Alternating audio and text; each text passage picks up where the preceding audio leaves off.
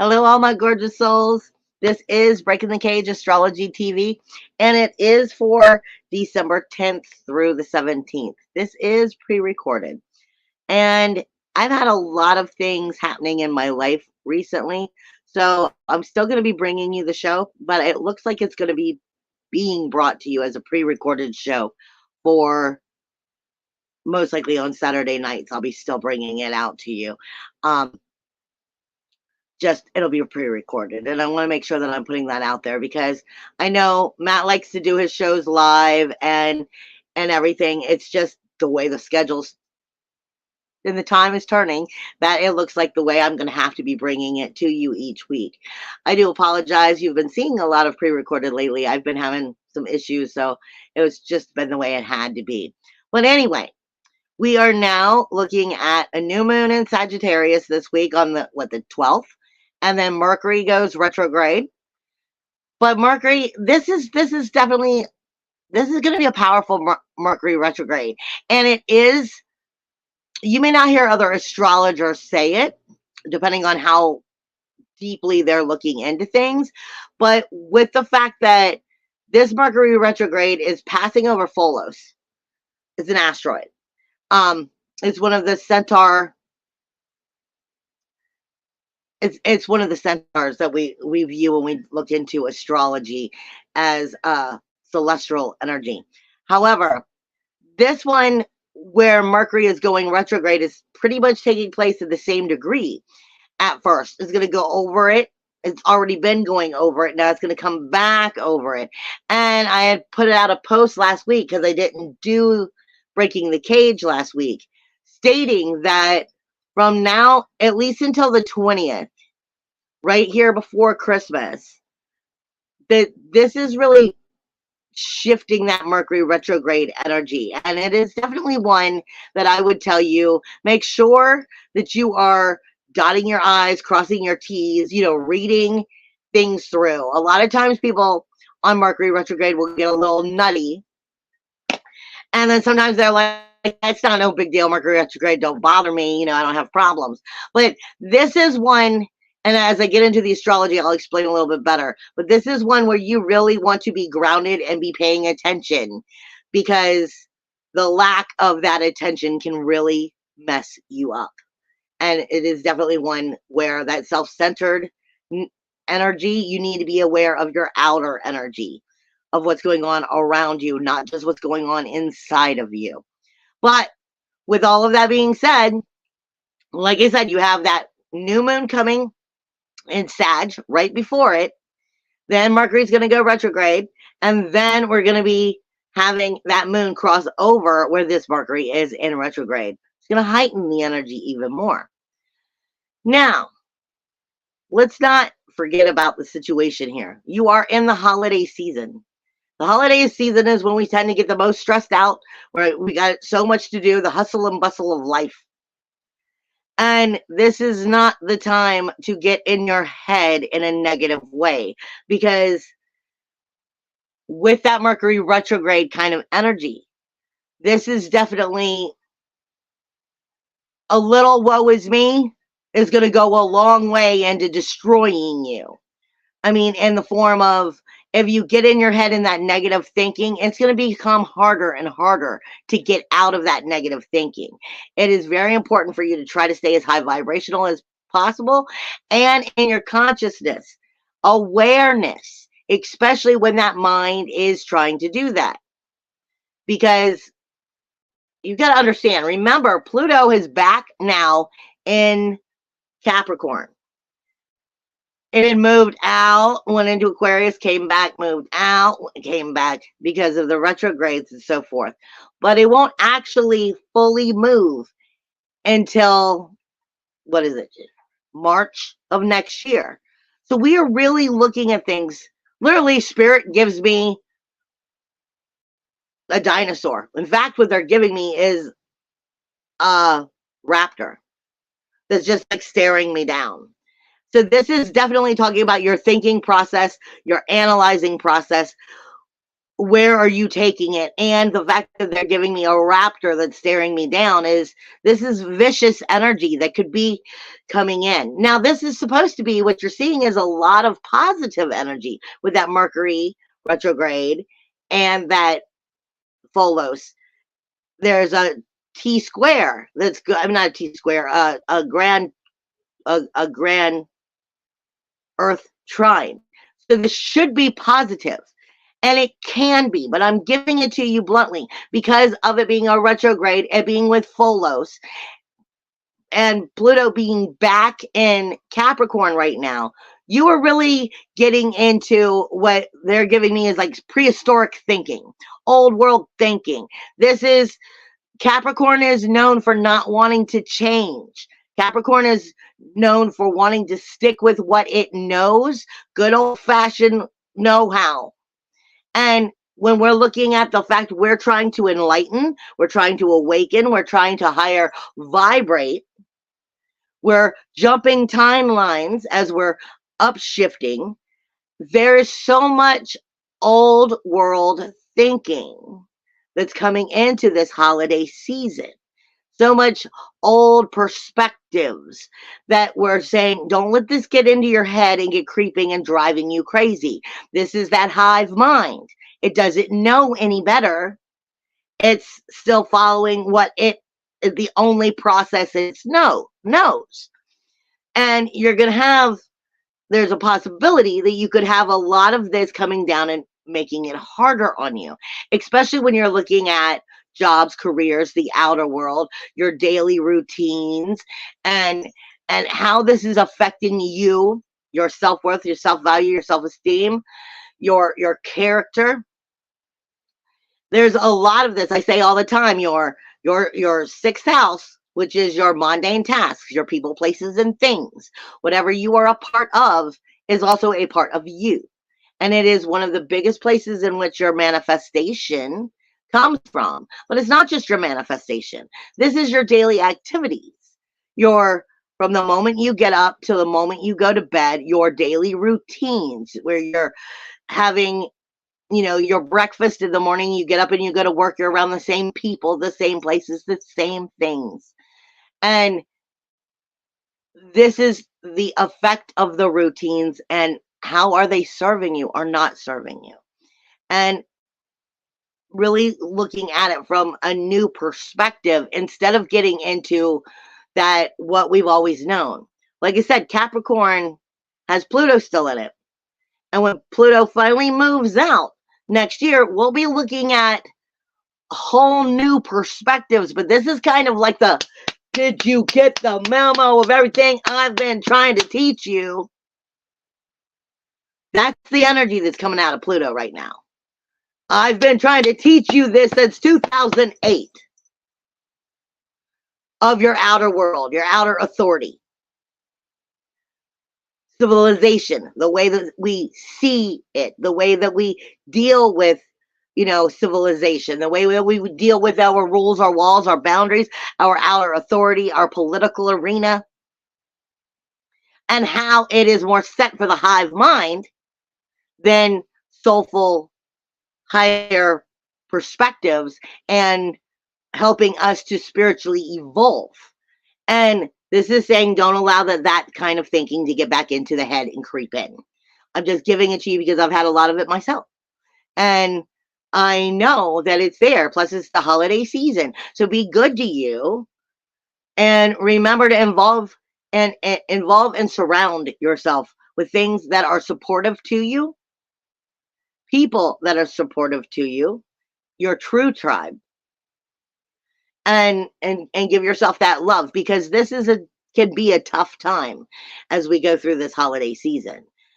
I want to make sure I put it out there. Not to mention that this energy that's coming out of Capricorn is technically in the lower consciousness of chakras. It is Satala is where this energy is taking place, which is technically in your knees. And it governs over jealousy, feelings of inadequacy, inferiority, helplessness. People stuck in Satala often are very combative. So this is that feeling pushed up against the wall, and I have to get out. I have to make the change. And if I have to, it'll be through push and shove. But that's not what we want. That's still playing with the fear understanding. This is knowing that everything inside of you that you already have, all of the light, it can't be taken away. You have all of that higher vibration, but tapping into it is what you have to make yourself do. You don't want to tap into the fears and the frustrations and the push and shove, because there's going to be a lot of that out there. It is the holiday season and people get like this. Now, as I look into the rest of the blueprint itself, you still have Chiron in the North Node in the head, going over the brain lobes, which is speaking to how it speaks to that zeal point and all of your chakras, going into even the lower consciousness chakras. You have Jupiter and Uranus, which is in the throat itself, but it's also on the zeal point itself. Remembering the zeal point is, it's one of the wordings for it is the mouth of God, but it's your opening up of energy to higher perspectives or lower perspectives. And once you're awake, it's what allows you to feel that psychic attack. If you can't get in that higher vibrational energy, comes into this head and heart and shoulders. I know it looks like I'm making a cross, but what I'm saying is it's that supernatural highway between the heart and the head of going, well, I coulda, shoulda, woulda, maybe I shoulda, and driving yourself insane. Stay in the moment. Don't get caught in what you need to do. I mean, of course, you have to be a human and you have to be responsible as adults. So we're getting hit hard with some real hard, responsible adulting. But stay in the moment, because fear and anxiety and doubt is not going to help you or anybody. Living in fear or living in worry or doubt is only going to waste your time and take you from being in the moment. It's a distraction. Okay? And it is connecting directly to with your ability to be in the higher vibration or the lower vibration. And what it's going to do with your timeline, not just your vibrational frequency. You've got to understand, you shift timelines just as easily as your aura shifts. People get this misunderstood. Your aura is not one color. Your aura shifts. It deals with your emotions and your physical well-being. It shifts throughout your day and your life. So does your timelines, depending on where you are vibrational, your frequency is taking you, and your mindset. So this has a lot to do with, as I always say, being in control of your chaos, doing what you have to do, be in control of your chaos so that you can truly harness your power. Then you have Vista, which is still going over the ribs, which has everything to do with your breathing.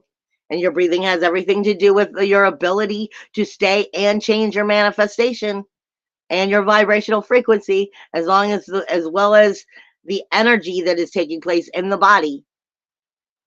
Then you have Lilith and Juno, which is still in the colon and the abdominal energy. South Node is going through the bladder and the sexual organs. You have Venus and Pallas, which is also in the sexual organs, technically. The Sun and Mars and Ceres are in the hips and the thighs. So this is how it is all communicating with the actual body as you are moving through your day. Not to mention, don't forget, Jupiter is having abundant energies while it's talking to these other conversations that I'm going to discuss in a minute. Jupiter has a lot to do with your kidneys. So does Mercury. Mercury has a lot to do with your blood flow. Mercury has a lot to do with anything that you have two of: 2 arms, 2 hands, 2 fingers, 2 sides, 2 lungs. It has a lot to do with it too. It has a lot to do with your thinking process and how it all works and analyzes and is working inside of the body, just like blinking. That is Mercury working with you. it's how the system itself is operating in its communication, and it's going retrograde, which means it's a little bit more inward thinking and going, of things within ourselves. Then you have that Saturn energy, which is connected to a lot of these conversations, which is talking about your bladder, not really your bladder. It's connected to your kidneys, your gallbladder. Sorry, your kidneys and your gallbladder, especially so your lower back energies. You have a lot of that going on. But like I said, I'm just giving you ideas because I want you to be as good to you as you can and not overact. Like I said, it's the holiday season. We overact very easily at this time. We're pushed to very stressful situations often.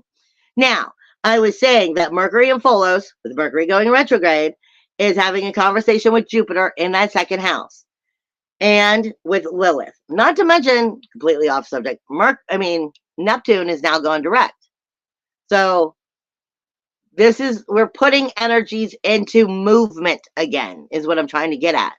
Energies are going into movement, but what's not, and what's really going in the wrong way in retrograde is your communication. Your communication is going and clinging on to what you've known. The only way you've known how to solve problems. The only way you've known how to look at the outer world and address it and work with it. From your society to your work to authority. It's your honor, your reputation, but it's also the public stage, public arena, political arena. So our communication is in only look at myself. Only look at me. What can I do? I've got to make sure. But that's why I'm saying it's sitting on top of Pholos. This has a lot to do with don't fumble. Don't fumble right now. This would be Pholos speaks to you about a lot of harmful situations that didn't need to happen. Pholos' story is about poisoning. Simply dropped the poison and it got him, and voila, he was dead. And this is what we're saying. This is don't fumble right now. This is open your eyes, be very aware of what is going on in your outer arena, in the outer authority, by the way that you are projecting your energy into it. And what you're showing your character and yourself to be in that outer world, your honor, your reputation, your prestige. But this is also your career zones. Like I said, this is also the authority of the outer world and the public arena, political arena. And it's all clinging on to, well, this is the only way I know how to do things because it's that Mercury retrograde, looking inward at how can it keep things the way it needs to keep them working. But with Pholos here, don't grab a hold of the poison. Don't grab a hold of the poison. That's the trick. And getting out of that mindset is the trick, because it is definitely going to bring very positive changes. That's what this is. It is a form of change being brought, but you don't want to help bring it by causing more harm before the change takes place. You don't want to make it even harder. Now, this is a grand earth trine, which is telling you about being grounded, being sound in your energy and in your awareness. It is taking place with Jupiter, your higher self, in Taurus, talking about understanding your self-worth, self-respect, your self-righteousness, your one and only holiness that is part of who and what you are, your individuality, your freedom, your uniqueness, the authenticity of you, and being able to identify with it and bring it out and not be trying to keep it hidden. But that is speaking directly with Lilith in the 6th house. Your routines. Are your daily activities making your heart flutter? Making you feel like you're thriving? Or is it just another day? I gotta get up and go to work again. That's part of the key here. Are you getting any of that enjoyment, any of that love, any of that desire in your routines? Your people, places, and things are the biggest part of what help create your manifestation and the vibrational frequency and dimensional energy that you will be in. So, where are you projecting that energy? What are you taking from that energy? What are you connected to in that energy? And if you need to, change it. Like I said, this is supposed to be a very positive energy, but with it playing with Mercury retrograde and Folos here, if you touch the poison will manifest. The poison will multiply. Even if it's what helps make the shift so that you have to make the change. But the point is if you're in the consciousness and you're in that higher vibration, you don't have to go through the pain of that. Because the shift's going to happen one way or the other. This is speaking to you again. I'm telling you this energy is going to be kind of, you're still going to have that Folos and Mercury, even though it's in retrograde and it's moving the other direction. It is still going to be in that 10 degrees of energy up until I think the 20th. So right before Christmas or Yule. So, and the solstices. So this is really talking about the change we are making as a planet. And are we still connected to the poison? Why? Now you have other positive energies, like I said, that are here. You have the Sun and Mars and Sagittarius, which are connecting directly with Chiron and the North Node. Now, the moon is going to cross over this during this week when we have that new moon. So it is definitely having a lot of higher ascension energy. The sun illuminating the truth, your morals, your perspectives, your higher ascension, your higher understanding. Mars, your inner warrior, your inner SWAT team, your inner belly dancer. And a lot of people don't like to put it that way, but I do. She's part of your sacral chakra, or Mars is part of your sacral chakra. A lot of people don't like to see it that way, but it is. If you don't feel good and confident about yourself, then that warrior is not worth a damn. He's just an adolescent losing his mind out there trying to say no, but without any wisdom.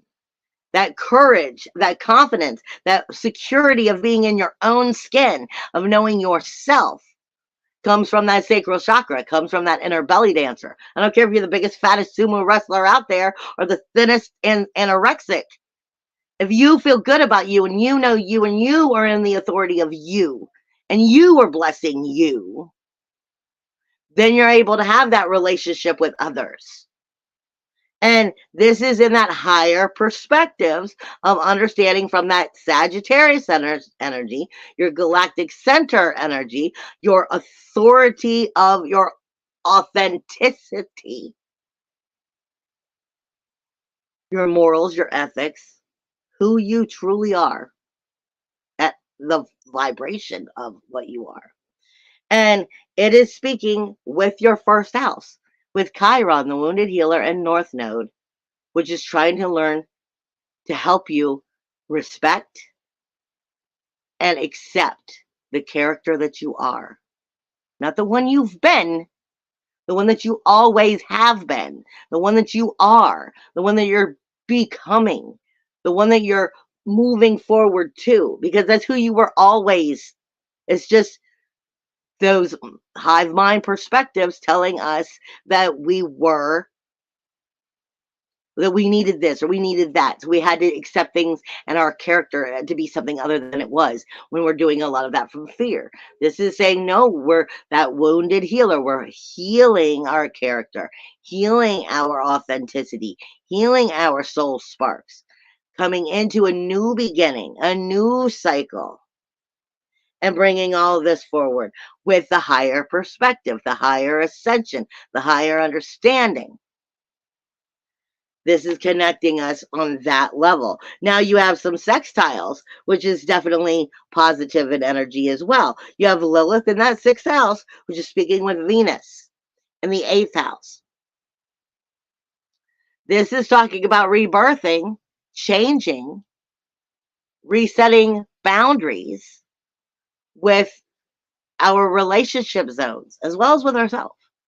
This is speaking about the sensitivity, showing you where it's off and where it's right, where you prefer versus what is good for you.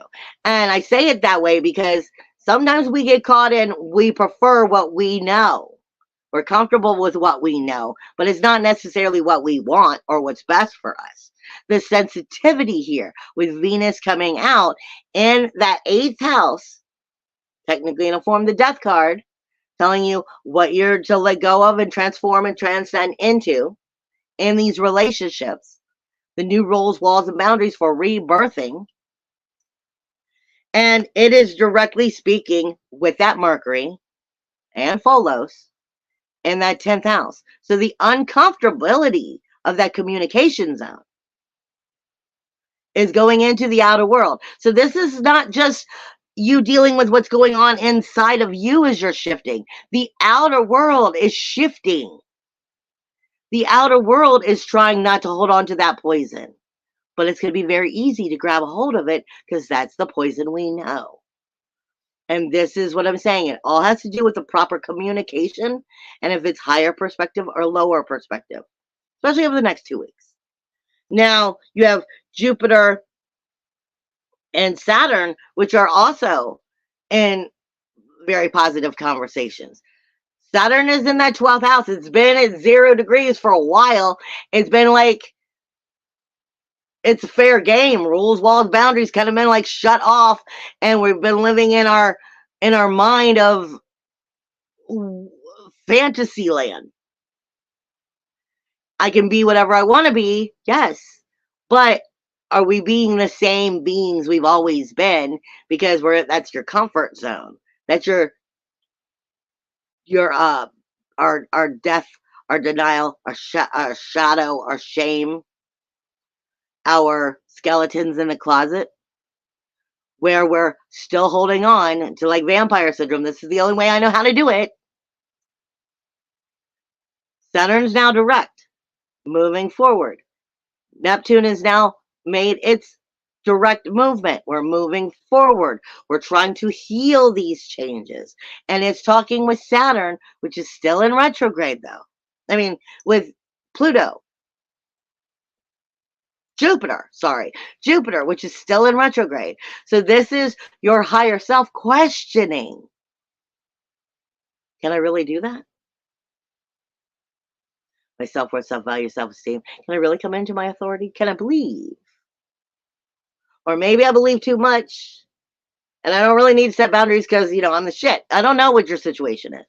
But my point is, this is a moving forward, but making sure that that higher perspective, the higher self, is not in doubt. This is connecting back to the heart and the soul. And then moving us forward into true healing. You have the Sun and the South Node, which are also having a sextile. So opportunities are here. Opportunities are, anytime there's sextiles, opportunities are here. It's just how you connect with what is happening just specifically in your life because of this energy.